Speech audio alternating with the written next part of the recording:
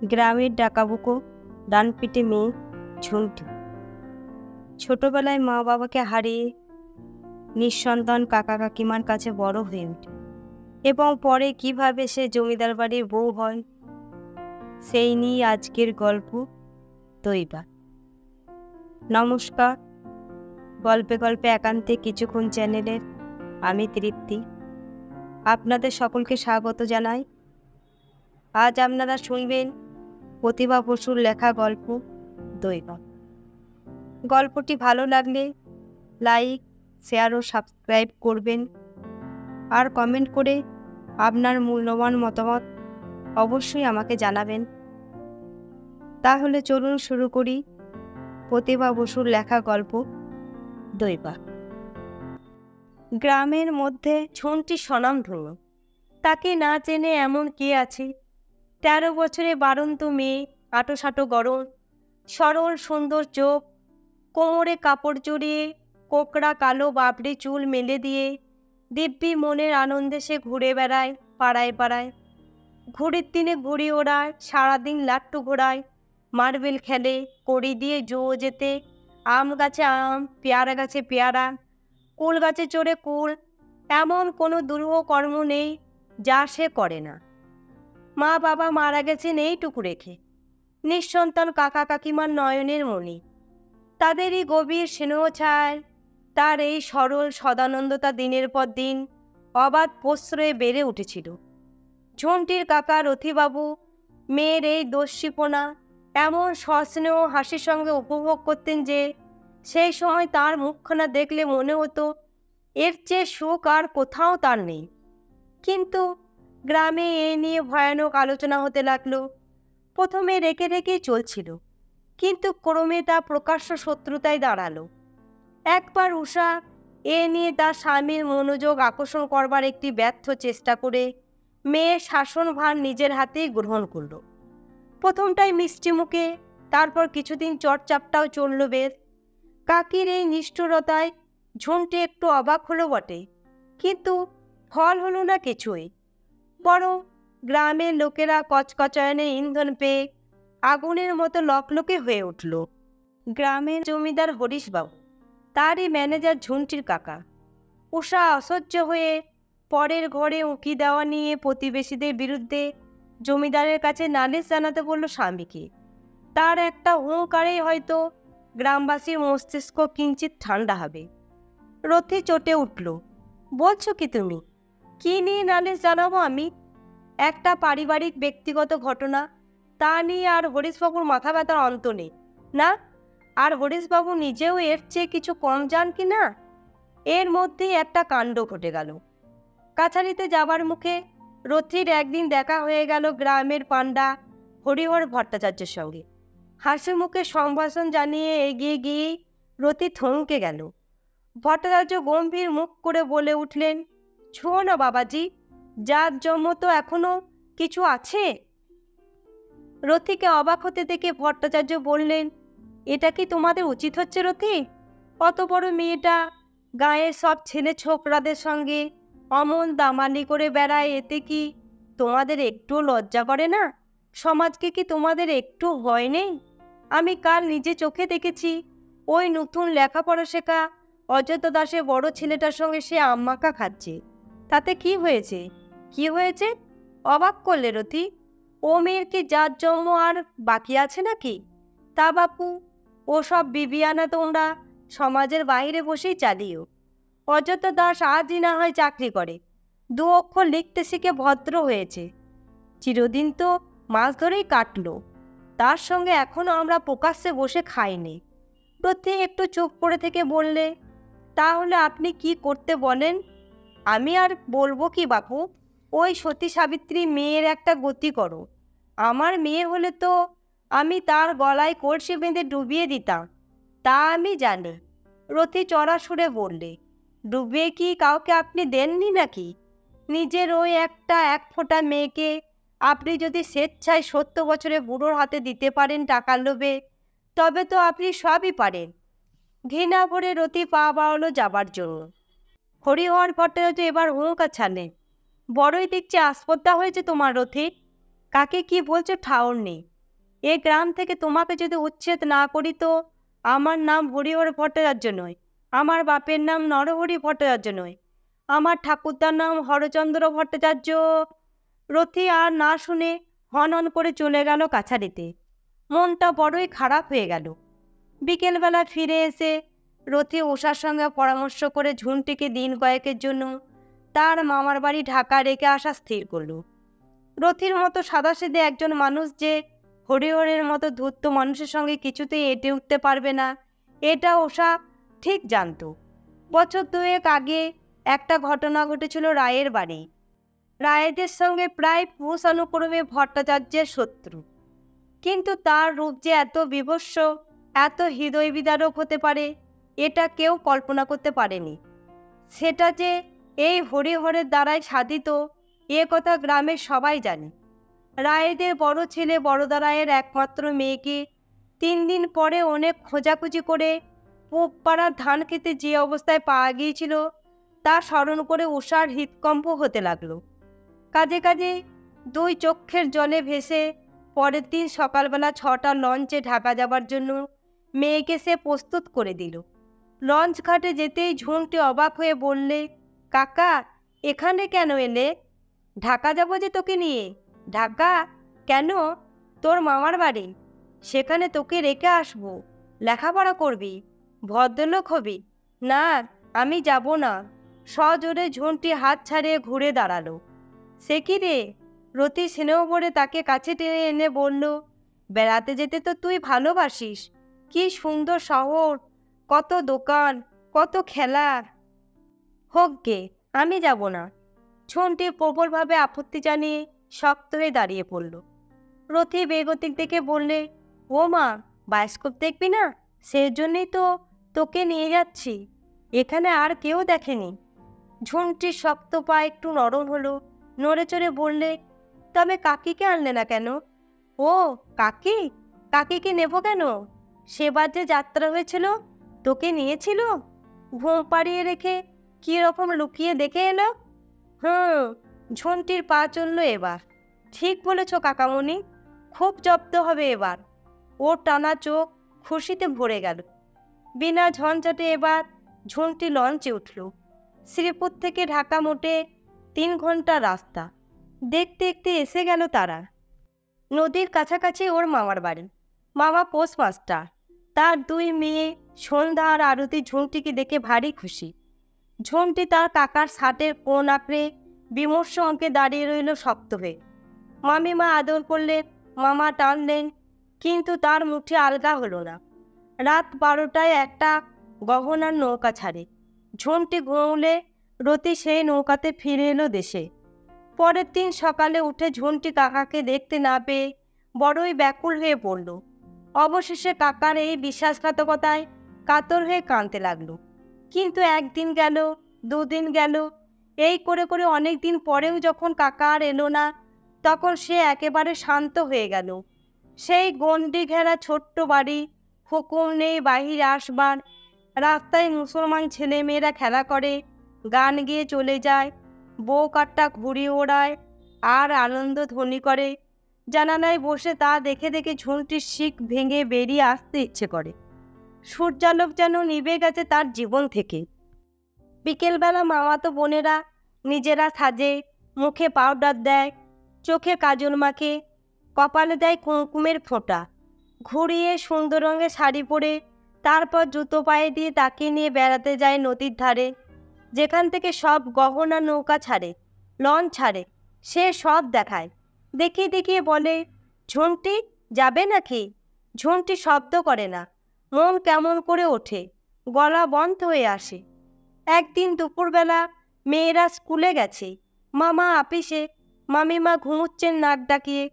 এ জানলা ও জানলা করে করে হঠাৎ ঝুন্টির কি দুর্বুদ্ধি হলো, নিঃশব্দে একসময় দরজা খুলে বেরিয়ে এলো রাস্তায়।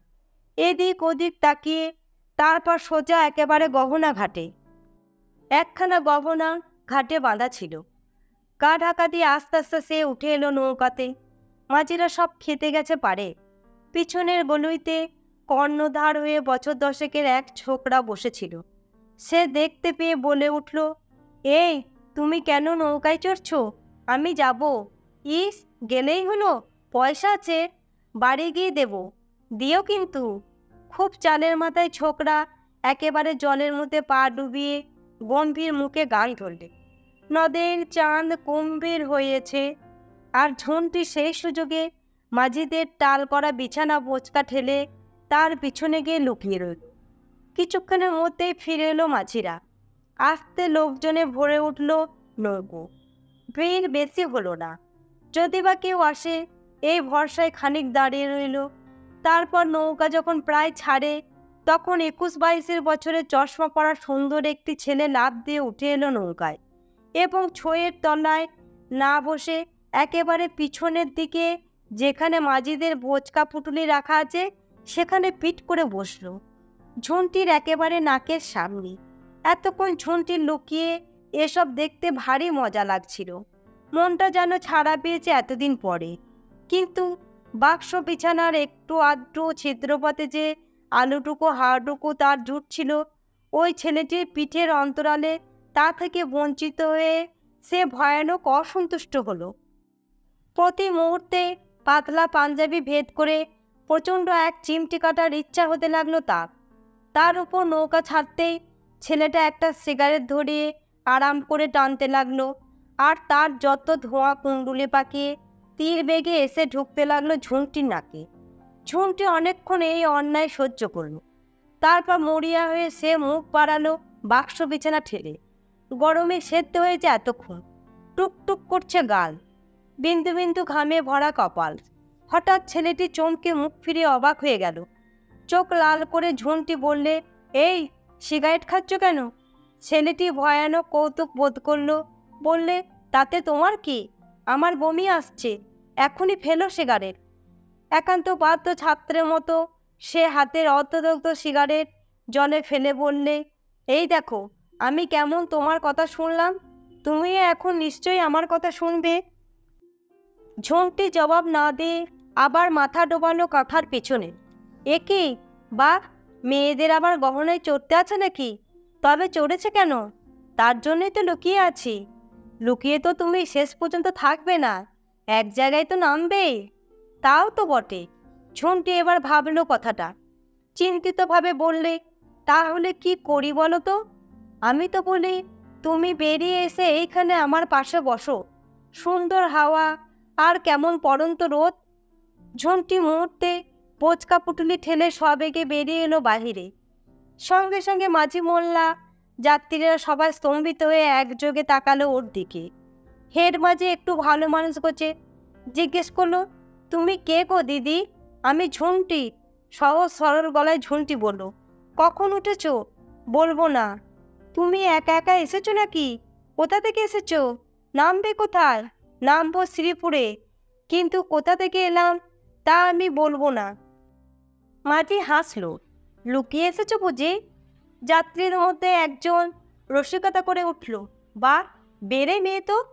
হঠাৎ ছেলেটি চিৎকার করে উঠল, চোপড়াও রাস্কেল, আর একটি কথা বলবে তো মুন্ডু ছিঁড়ে ফেলবো। জনতার মধ্যে থেকে ঝাঁকড়া চুলওয়ালা ঘাড় লিকলিকে এক ছোকরা রুখে উঠল, তুমি কে হে? এটি কি একা তোমার সম্পত্তি?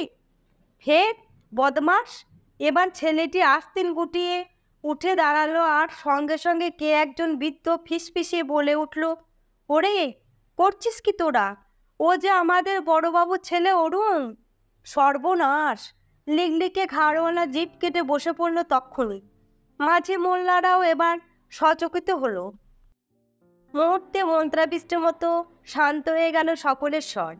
জমিদার হরিশবাবুর কোপে পড়ার চেয়ে যে কোনো রকম দুঃখই তারা বরণ করতে পারে, আর এই গহনা নৌকা যে শ্রীপুরের খাল বেয়ে চলতে পারে সে তো তারই দয়ায়।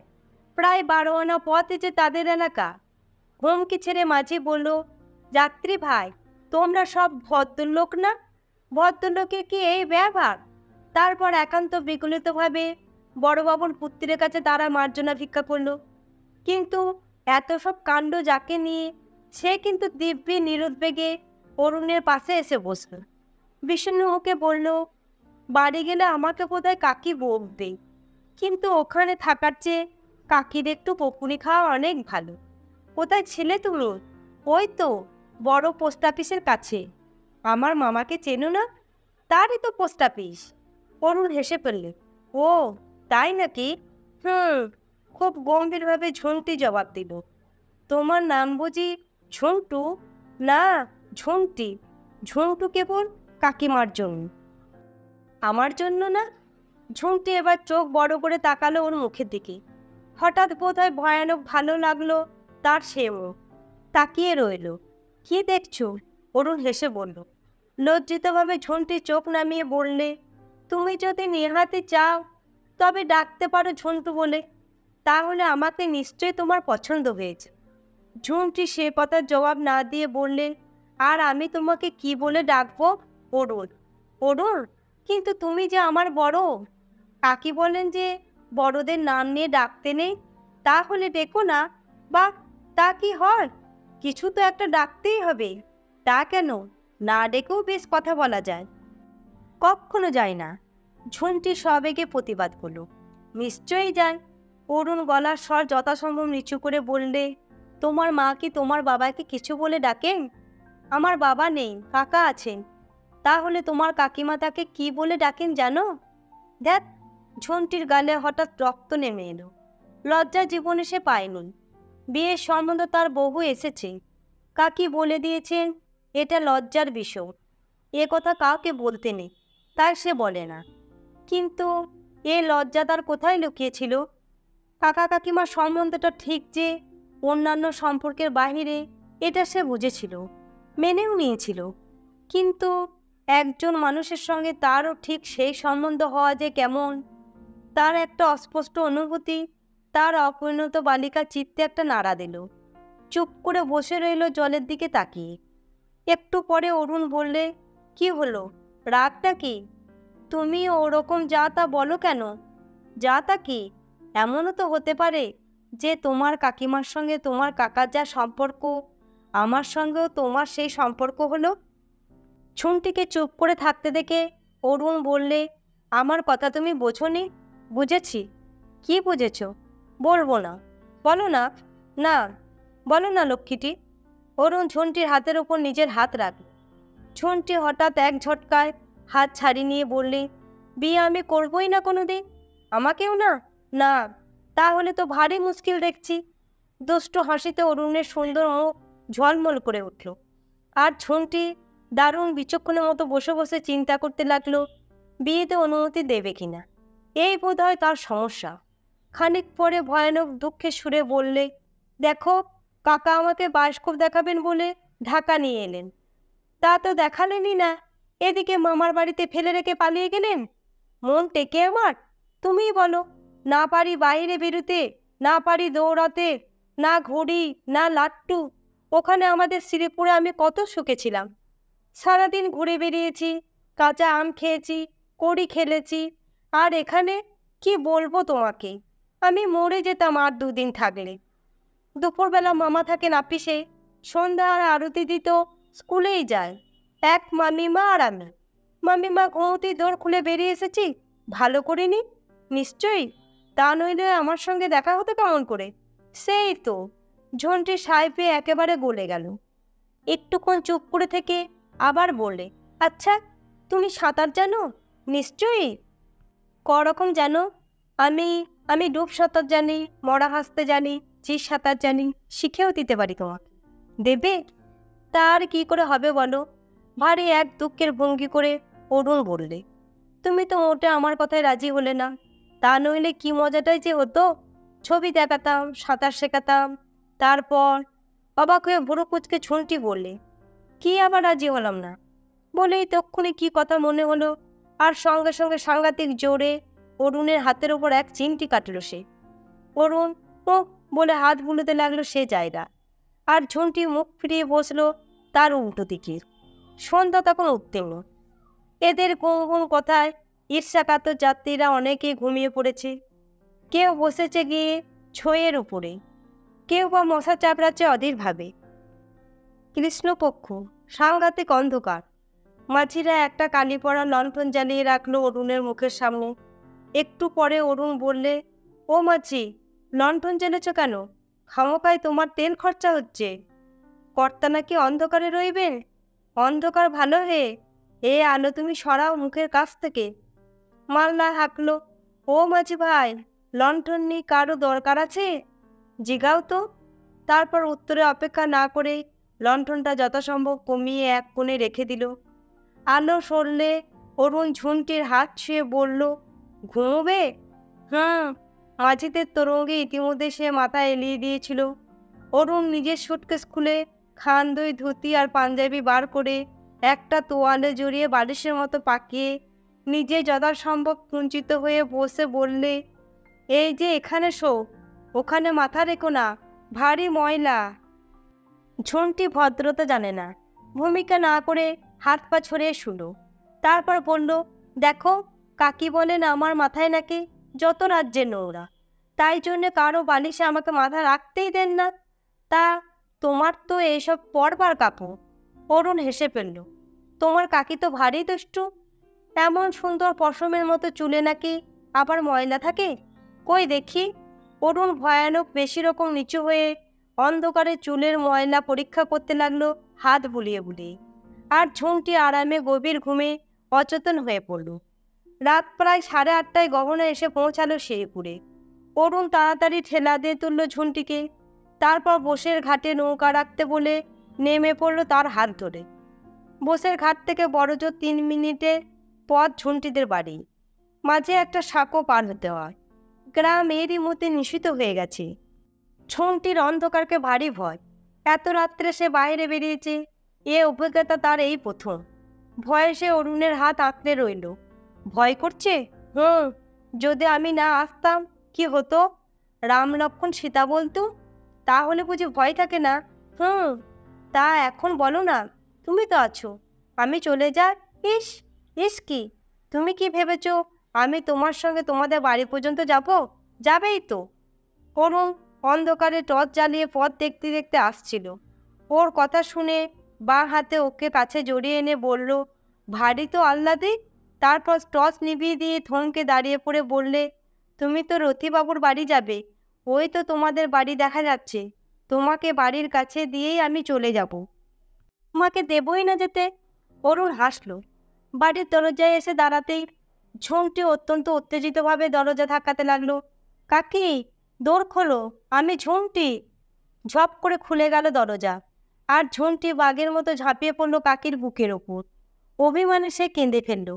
রথি তার মনি পুত্রকে দেখে থ হয়ে রইল খানিকক্ষণ। অরুণ বলল, ইনি একাই আসছিলেন। আমাদের দেশবাসীরা তেমন ভদ্র নয়, তাই আমাকে রাস্তায় এর ভার নিতে হলো। আচ্ছা, আজ আসি। পা বাড়াতেই রথি অত্যন্ত কৃতজ্ঞভাবে ওর 2 হাত জড়িয়ে ধরল। কথা বলতে পারলে না। ব্যাপারটা তার বোধগম্য হয়েছিল সঙ্গে সঙ্গেই। হরিশবাবুর একমাত্র পুত্র এই অরুণ কুমার, কলকাতা বিশ্ববিদ্যালয়ের উজ্জ্বল রত্ন। 21 বছর বয়স, MA পড়ছে। বাপের স্নেহের অন্ত নেই এই সন্তানের প্রতি।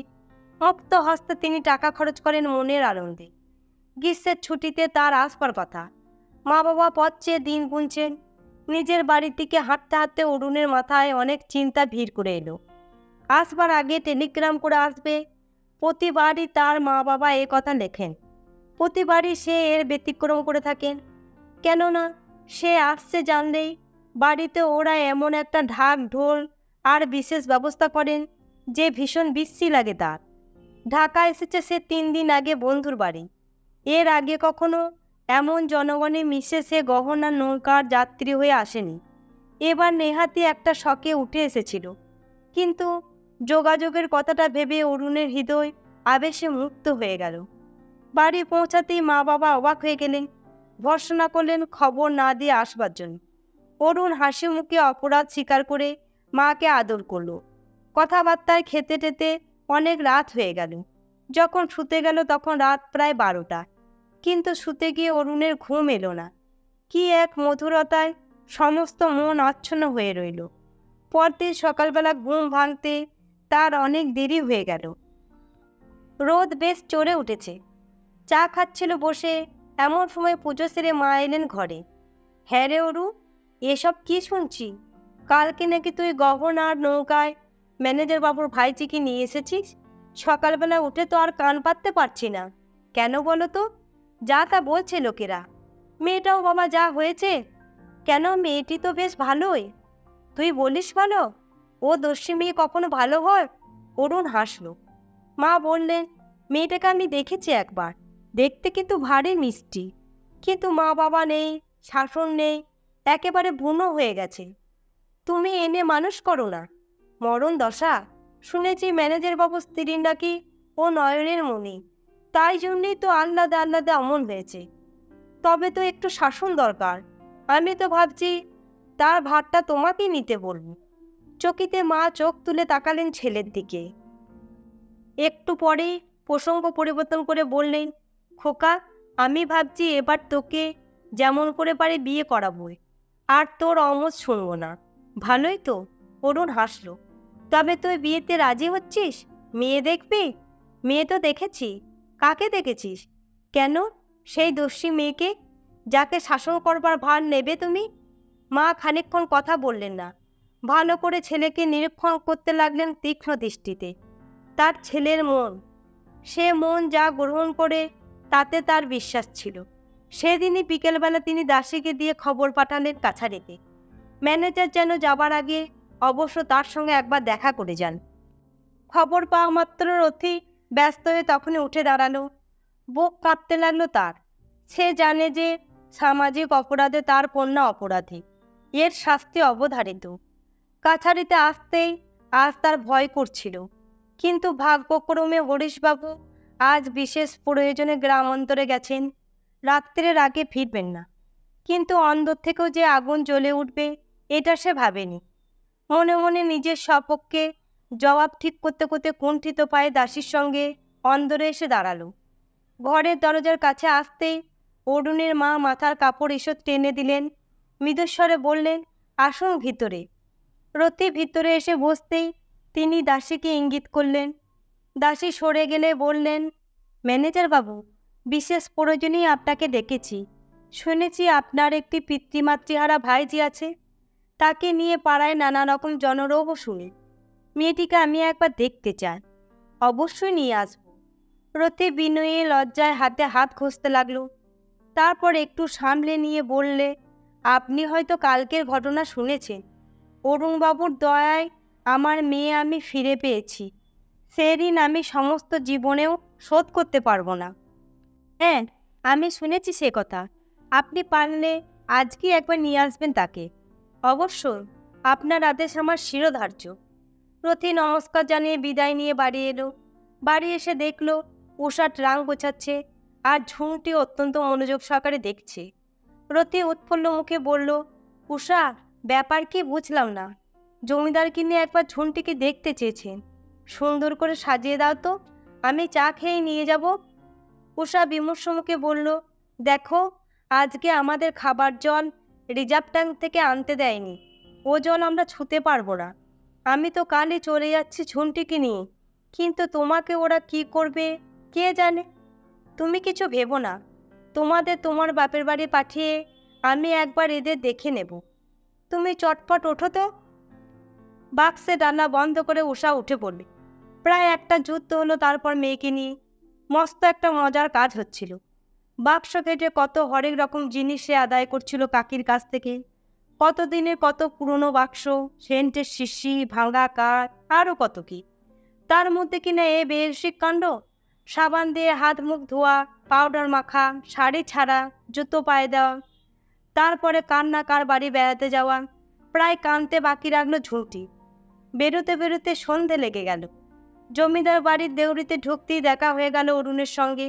আরে, আপনারা যে! অরুণ বিস্মিত হয়ে গেল, আর চোখে তাকালো ঝুঁটির দিকে। রথি বলল, বেরোচ্ছেন নাকি? আপনার মা একবার আসতে বলেছিলেন। অরুণ ঠোঁট কামড়ালো এবার। মাকে সে জানে। বলল, না, এই একটু ঘোরাঘুরি করছিলুম। চলুন আপনারা। তাদের বসিয়ে অরুণ তার মাকে ডেকে নিয়ে এলো। মা এসে হাত বাড়ালেন ঝুঁটির দিকে। এসো তো মা। কাকার শিক্ষা মতো ঝুঁটি এগিয়ে গেল কাছে। প্রণামও করল লক্ষ্মী মেয়ের মতো। মা বললেন, ও মা, এ তো দেখছি বেশ লক্ষ্মী মেয়ে। এসো তো আমার সঙ্গে একটু। অরুণের দিকে তাকিয়ে বললেন, অরুণ, তুমি একটু কথা বলো ম্যানেজার বাবুর সঙ্গে, আমি আসছি। অরুণ বুঝল মা এবার নাড়ি টেপা ডাক্তারি করবে, ছেলের পছন্দের যাচাই আর কি। মনে মনে প্রার্থনা করল পরীক্ষায় যেন ঝুঁটি উত্তীর্ণ হয়। মাকে জয় করাই সব। বাবা যে অন্দরে একান্তই মার ছায়া, এ কথা আর কে না জানে। ঝুঁটিকে নিয়ে অনেকক্ষণ পরে মা ফিরে এলেন প্রফুল্ল মুখে। তারপর এলো খাবার। আদর আপ্যায়নে রতিকে অভিভূত করে ফেলে অবশেষে বললেন, ম্যানেজার বাবু, আমার ছেলেটির কাছে তো আপনি ঋণী। ঋণ শোধ করবার একটা উপায় আছে। আপনার মেয়েটি আমাদের দিন। সে কি? রতি প্রথমটা বুঝতেই পারল না কথাটা। বিস্ময়ে আনন্দে স্তব্ধ হয়ে তাকিয়ে রইল অরুণের মার দিকে। অরুণের মা বললেন, বেশ মেয়ে আপনার। আমার তো মেয়ে নেই, আপনারও ছেলে নেই। অরুণের মা অত্যন্ত সহজভাবে বললেন। অরুণ মার ঔদার্যে মুগ্ধ হয়ে গেল। ইতিমধ্যে একটা কাণ্ড ঘটে গেল। অরুণের মার একটা বেজি ছিল। কোথা থেকে সেটা ছাড়া পেয়ে পিলপিল করে এসে লাফ দিয়ে উঠল গিন্নির কোলে। আর মুহূর্তে ঝুঁটি কাকা কাকিমার সমস্ত শিক্ষা ভুলে সভ্যতা ভব্যতা বিসর্জন দিয়ে আনন্দে হাততালি দিয়ে ঝাঁপিয়ে পড়ল ওটা ধরবার জন্যে। বেজিটা ভয় পেয়ে তক্ষুনি নেমে ছুটল ভিতরের দিকে। সঙ্গে সঙ্গে ঝুঁটিও বিদ্যুৎ বেগে ছুটল তার পিছন পিছন। রথির মুখে দুর্ভাবনার ছায়া নামল, আর অরুণের মার মুখ ভরে গেল আনন্দে। এই দাপাদাপি তিনি কতকাল ভুলে আছেন। ছেলে তার অকালপক্ষ। মনেই পড়ে না কবে সে এমন করে সে হুটোপুটি করেছিল। বললেন, পাগলি। অরুণ এবার লজ্জা ত্যাগ করে উঠে দাঁড়ালো। আমি দেখি গে মা, ওটা আবার কামড়ে না দেয়। ঘরে ঢুকেই সে ছুটন্ত ঝুঁটিকে খপ করে ধরে ফেললে। সঙ্গে সঙ্গে ঝুঁটি এক হাত জিভ বের করে ভয়ানক অপরাধী মতো বলল, এ মা, কি হবে? কি হলো? একদম ভুলে গিয়েছিলাম। কাকি বলে দিয়েছেন এখানে এসে লজ্জা করতে। কি আর হবে? কিন্তু আমাদের পুকুর দেখেছ? এবার আমার কাছে সাঁতার শিখবে তো? দেখ। ঝুঁটি মুহূর্তে লাল হয়ে উঠল। শোনো। অরুণ ওকে হাত ধরে টেনে যথাসম্ভব কাছে এনে বললে, তুমি খুশি হয়েছ? না, বলো। বলতে হবে। ঝুঁটি সলজ্জ মুখ সে তুলে ধরল। ও ঘর থেকে মা ডাকলেন, ওরে, তোরা করছিস কি? ম্যানেজারবাবু এখন যাবেন। এখানেই শেষ এলো প্রতিভা বসুর লেখা গল্প দৈবা। গল্পটি ভালো লাগলে লাইক, শেয়ার ও কমেন্ট করবেন, আর সাবস্ক্রাইব করে আমার পাশে থাকবেন। আপনাদের সকলকে ধন্যবাদ।